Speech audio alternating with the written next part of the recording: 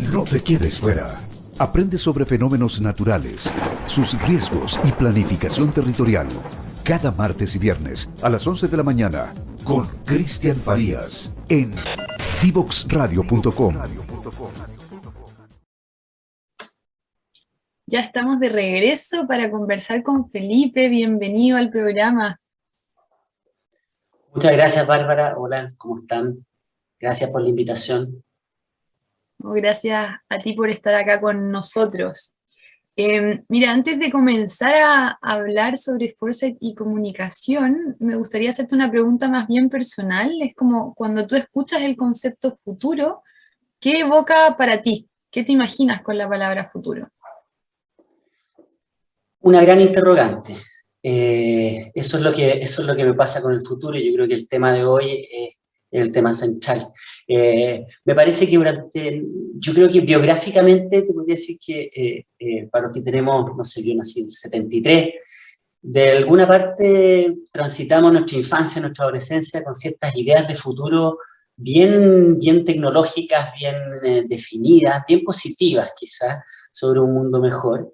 Y de pronto se nos acercó el fin de la historia, llegó Fukuyama en los finales de los 80, de los 90, creímos que el futuro iba a ser bastante plano, y ahora estamos en una fase, esto estoy hablando únicamente de manera personal, o más apocalíptica, con un futuro, con el informe que acabamos de recibir hace 2 días sobre el cambio climático, sobre lo irreversible del cambio climático, que de alguna manera yo lo sentí, no sé cómo lo habrán sentido las personas que escuchan, pero una forma de desahuciar el planeta de cierta manera, o de desahuciar ciertas formas de futuro. Perdón por no ser más optimista, pero yo creo que la hora es grave.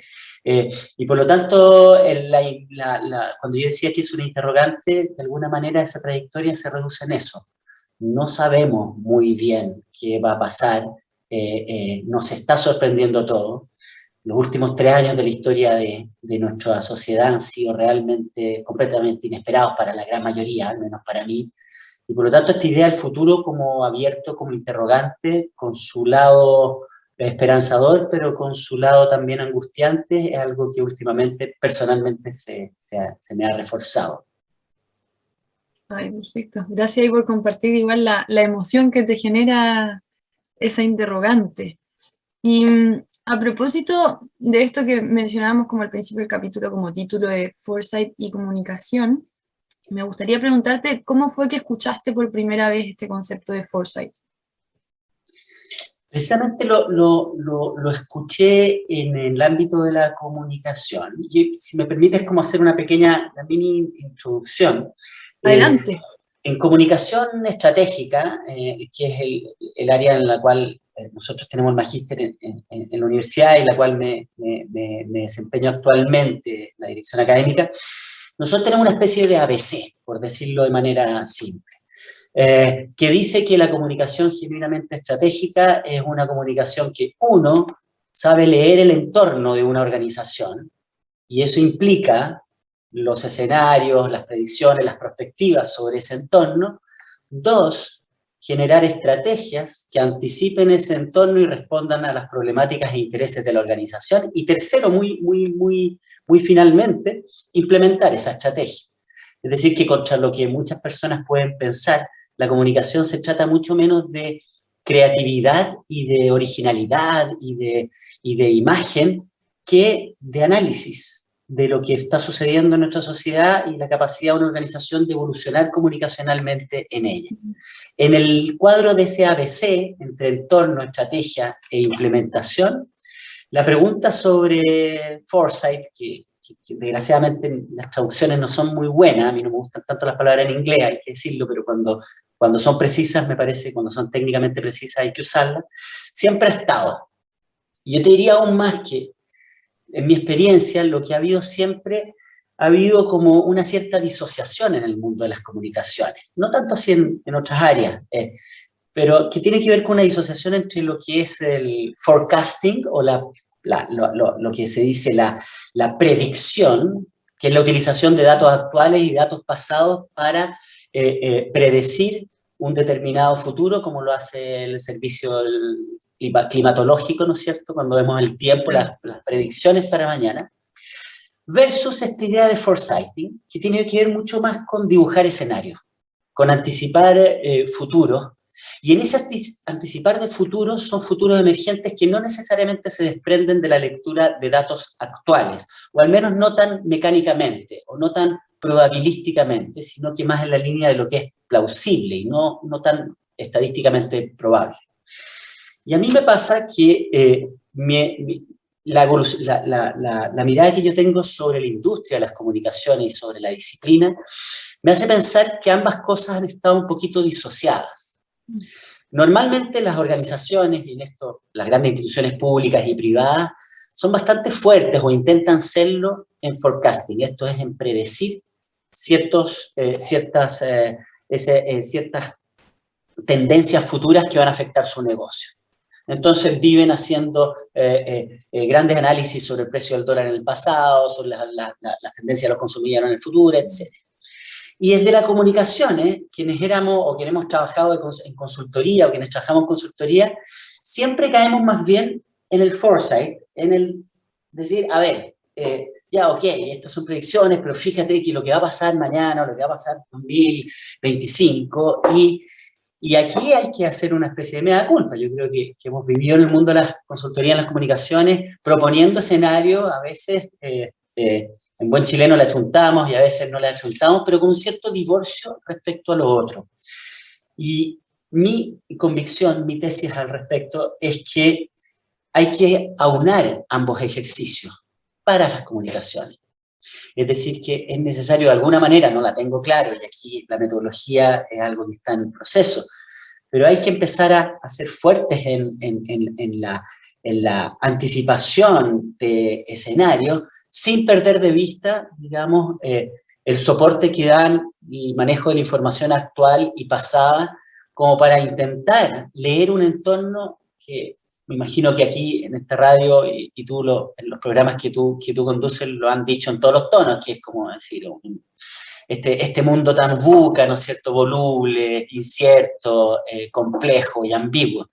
Y por lo tanto creo que hoy día el desafío está en darle un poquito de forecasting al foresight y darle un poco de foresight al forecasting y empezar a aunar ambos ejercicios, ambas disciplinas. Muy buenísimo, me parece el punto que mencionas. Hace varios capítulos atrás estuvimos hablando con alguien que se llama Jaime Álvarez, que era el encargado de Foresight del Consejo Chileno Nacional de Innovación para el Desarrollo, y justamente había algo similar que él mencionaba, cómo aprendemos a caminar con las dos piernas, como si estamos solamente con el forecasting, esto de tomar los datos del pasado al presente y proyectar escenarios sensitivos quizás muchas veces al precio solamente, entonces nos vemos como disrumpidos por la pandemia, el cambio climático, crisis sociales, pero ahí estaríamos como saltando con una sola pierna, y cómo aprendemos también a caminar con la otra, la que tú mencionas del foresight, para justamente ser capaces de percibir las posibilidades de futuros emergentes, un poco esto que mencionas de hay cosas que con los datos del pasado y el presente no vamos a poder anticipar, porque son cosas nuevas. Ahí creo que lo conversamos en su momento, hay un ejemplo de Nokia que ellos hacían mucho focus con sus clientes y mucha investigación de mercado y nunca se dieron cuenta de la posibilidad de un smartphone como los que usamos hoy día todos como touch, porque la gente no le decía que quería un celular touch, porque no existía esa imagen, como era algo totalmente nuevo. Entonces me parece ahí muy importante lo que dices, como aunar la metodología como más del forecasting y el foresight, desde la mirada de comunicaciones, está buenísimo. Ahora son ejercicios y son habilidades, son bastante divergentes, porque lo que estamos proponiendo acá y lo que estamos conversando acá, Bárbara, es unir el cálculo con la imaginación. ¿Cierto? Que no necesariamente desde los esquemas, y aquí hay otro tema que a mí me interesa mucho, que es desde lo organizacional, tendemos a aislarlo, ambas cosas, ¿no es cierto? O sea, necesitamos buenos planners, buena planificación estratégica por un lado, y ya hay unas creativas por el otro lado, etcétera, pero no necesariamente son habilidades que van de la mano, y hoy día empiezan a desarrollarse un montón de metodologías y de tecnologías que permiten sumar eso, pero en primer lugar hay que empezar a asumir que ni lo uno ni lo otro, esto como tú dices, de caminar con los dos pies, se necesitan los dos pies, y hoy más que nunca, digamos, en el ámbito de lo corporativo, de las comunicaciones y de las políticas públicas, para qué decir. El ejemplo que tú das de Nokia es completamente extrapolable a la realidad política de nuestro país, y a la capacidad de proyectar escenarios que han tenido últimamente las encuestas, ¿no es cierto? Como herramienta un poquito tradicional que solo se quedaba un poco en el lado del forecasting sin imaginar estos escenarios, sin mirar un 18 de octubre, porque no aparece, porque no están los datos, porque no lo tenemos registrado, precisamente porque es emergente. Y por lo tanto ahí el desafío encuentro bien difícil, no es algo como de voluntad, de poder sumar ambos ejercicios, ambas disciplinas, ambas formas de ver lo que va a suceder. Unir pronósticos con perspectiva no es evidente, no es para nada evidente, pero creo que por ahí va lo que tenemos que intentar impulsar hacia el futuro. Claro, y está bueno también este punto que mencionas, me surge la palabra como integración, a propósito de, claro, cómo aunar estas dos miradas y cómo aunar también lo que dices, están los planners, los creativos, y quizás hemos crecido organizacionalmente teniendo áreas donde los creativos están con los creativos y los ingenieros con los ingenieros, y justamente dentro de esos desafíos como de aunar foresight y forecasting, también está el de aunar esas dos miradas, como la mirada, por así decirlo, más sistémica. Estaba investigando sobre el futuro del trabajo y estaba leyendo, por ejemplo, los típicos reportes que salen del World Economic Forum sobre las habilidades del futuro, y a propósito de cómo aumentan las tecnologías y van a empezar a hacer muchos trabajos mecánicos que hacemos los humanos, empiezan a aparecer habilidades necesarias como empatía, creatividad, pensamiento sistémico, y como carreras que quizás son más ingenieriles están necesitando empezar a adoptar esto. Sé que en la Universidad Adolfo Ibáñez lo están haciendo igual, justamente para lograr esa integración, como una mirada, caminar con las dos piernas, o esa mirada de mayor perspectiva, que se relaciona un poco con lo que estamos hablando.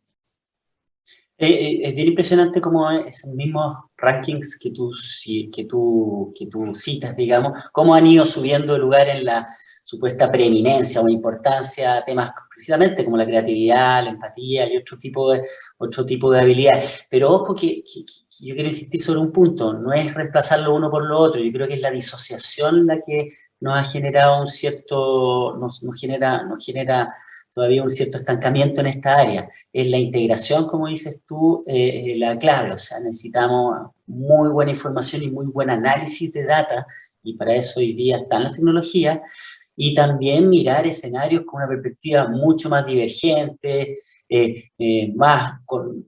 le llamo como ser más curiosos. Yo creo que en comunicación es clave. Hay una frase que me gusta mucho de un escritor que se llama William Gibson, el de Neuromant, de la literatura cyberpunk, que dice que el futuro ya está aquí, pero está algo así, no me la sé de memoria, pero está distribuido irregularmente. Y yo creo que ahí hay una cosa bien importante. ¿Qué quiere decir esto? Que nosotros no podemos hablar hoy día de los empresarios como si todos estuvieran en un mismo estadio de desarrollo, o los políticos, o las universidades. Hay trabajos, hay ámbitos, hay personas que están haciendo cosas realmente de manera muy anticipada, y ya están. Y hay que buscarlas, y hay que empezar a conocerlas. Y eso obliga desde las comunicaciones a ampliar mucho la mirada, a salir de los 3 o 4 columnistas, empezar a ver para el lado, más diálogo, más rescate de la heterogeneidad, de saber lo que se está haciendo en diferentes ámbitos, salir de ciertas revistas, de ciertos medios, y empezar a mirar, porque efectivamente hay cosas que ya, hay áreas, por dar un ejemplo súper manido, súper conocido, pero hay ciertos sectores productivos que están con un nivel de automatización que nos parece realmente de películas de ciencia ficción. En minería, Por ejemplo, hay una gran parte de operaciones mineras que manejan los camiones a distancia, control remoto. Entonces tenemos una minera que está en Vitacura manejando los camiones que están a cientos de kilómetros, y que nos parece una cosa un poquito extraña. Entonces los futuros, me gusta esa idea como de que los futuros ya están, pero en términos de comunicaciones, si nos quedamos con un mainstream, si nos quedamos en lo establecido, si nos quedamos en la apuesta segura, no vamos a estar haciendo un buen ejercicio de foresight, ni de forecasting tampoco, porque no estamos incorporando esa data de esos futuros a nuestros análisis sobre el entorno. Perfecto, buenísima ahí la cita, me parece que nos compartes, claro, era algo así como el futuro ya está aquí, pero no está equitativamente... Está distribuido irregularmente, o sea, claro, que está, ¿entiendes? Como que está un poco en todos lados, está salpicado, hay como, está como apareciendo, como manchas de futuro, o de diferente data, digamos, de diferente tiempo, en nuestras prácticas, en nuestra sociedad. Claro, y en eso me gustaría preguntarte, a propósito que tú estás ahí como con esos lentes desde la comunicación, ¿qué señales de cambio o prácticas marginales, cosas nuevas, así como señales de futuro, te han llamado la atención en el último tiempo, sean relacionadas a comunicación o a otro? Como que a propósito de esto que mencionas de la curiosidad, ¿te han generado curiosidad? Mira, hay hartos, yo creo que hay varios ámbitos donde la cosa está cambiando, Hay uno que a mí incluso me da un poco de risa, voy a decir en este momento, que es que no solo en comunicación, sino que en el mundo de la organización, del management, de la administración, nosotros vivimos durante mucho tiempo adorando la planificación a largo plazo, como una señal de seriedad, de responsabilidad, de profesionalismo. O sea, si yo tenía una empresa, yo tenía que estar pensando en el 2040, ahora, ¿no es cierto? Como una cosa que me distinguía de un poquito de lo artesanal, de lo espontáneo, de lo improvisado. Y esta, que a mí me interesa también como desde la sociología, esta antítesis donde lo planificado es bueno, es profesional, y lo improvisado es imperfecto, donde la artesanía y el bricolaje son algo insignificante frente a la promesa de la planificación, del Excel, de la carta Gantt, cosa que siempre me ha dado risa, porque yo siempre digo que nunca nadie ha cumplido una carta Gantt. Ni siquiera el señor Gantt cumplió la carta Gantt cuando la creó, ¿no es cierto? Entonces, hoy día me hace sonreír, porque efectivamente estamos viviendo tiempos en que las organizaciones en materia de comunicaciones se acabó eso. Yo no puedo planificar la campaña del próximo año de comunicaciones. Y antes a mí me la pedían con un horizonte de 3, 5 años. Entonces, eso no es circunstancial a nuestra época pandémica de estallida, o como queramos llamarla. Eso es algo que llegó para quedarse. Esa necesidad de privilegiar la planificación a corto y a cortísimo plazo.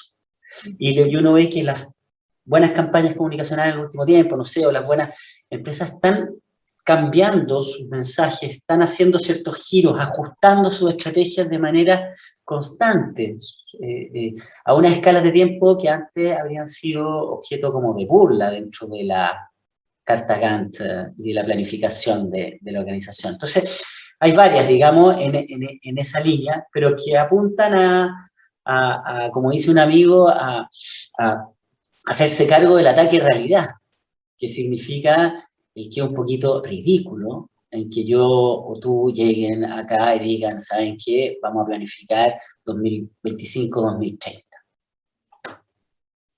¿Sobre la base de qué? Y es ahí donde volvemos al inicio de esta conversación. ¿Qué puedo hacer? Puedo dibujar escenarios y puedo incorporar estadísticas y data para poder hacerme las preguntas correctas frente a esos escenarios y poder anticipar ciertas decisiones dentro de ese escenario, pero no esa planificación que tenía una cierta certidumbre sobre lo que iba a pasar, tanto desde el entorno como desde la organización, sino que nos lleva a un estado mucho más de una alerta organizacional frente a eventuales posibilidades que se pueden dar y que me exigen entregar respuestas más o menos transversales, o sea, desarrollar ciertos músculos más que acciones. Y ahí entonces la pregunta es, ¿cuáles son esos músculos y qué organización necesitamos para enfrentar cosas tales como la imposibilidad de planificar a largo plazo? Necesitamos organizaciones más desordenadas, que toleren más el desorden, que sean más flexibles, que sean más heterogéneas, que no se las sepan todas, que sean más curiosas y que sean más humildes, entre otras cosas. O sea, ahí se vuelve interesante el movimiento que hay hoy día. Buenísimo, claro, me recordaste ahí, hay como un cambio de paradigma que está brotando, no es que ya esté distribuido regularmente, diríamos, como esto de pasar de la eficacia escalable de las organizaciones a la adaptabilidad escalable, que tiene que ver un poco con lo que mencionas, claro, como no tengo la planificación, la carta Gantt exacta, pero sí tengo estos lentes o esta visión un poco de anticipar ciertos escenarios, ponerme en distintas situaciones, en distintas posibilidades, y tener esa capacidad adaptativa para lograr ir justamente adaptándome ágilmente dependiendo de lo que va ocurriendo en el contexto. Exactamente. Exactamente. Buenísimo. Mira, vamos a ir a una pequeña pausa musical y vamos a volver para seguir conversando. Perfecto.